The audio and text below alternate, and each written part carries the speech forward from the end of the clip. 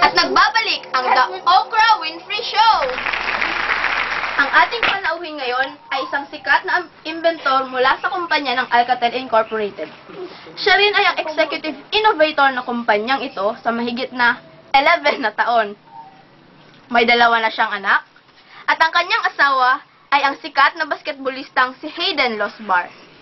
Hindi na po ako magpapaligoy-ligoy pa, tawagin na natin si Miss Nell Topel Losbar.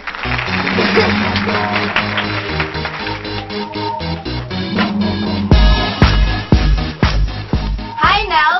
Hi Okra! Kumusta ang ating trabaho? Ayos naman. Kumusta ang ating buhay? Ayos din. Ang love life?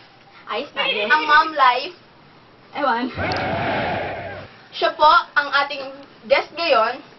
Na sinabi ko kanina, si Nell Topel Losbar, ang executive innovator ng Alcatel Incorporated.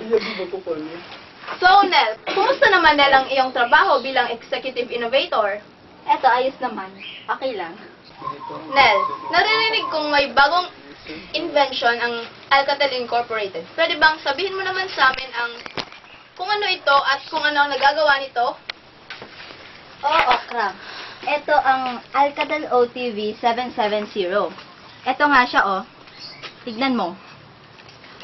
Wow, ang ganda-ganda naman ito. Ano bang features nito? Yan. Una sa lahat, manipis siya. Madali siyang dalhin. Bukod doon, 75 grams lang siya. Memory phone book niya is 800 entries. May Bluetooth din siya. Pwede kang maglaro dito. May camera, may MP3 player, at calculator, at organizer. Yun lang.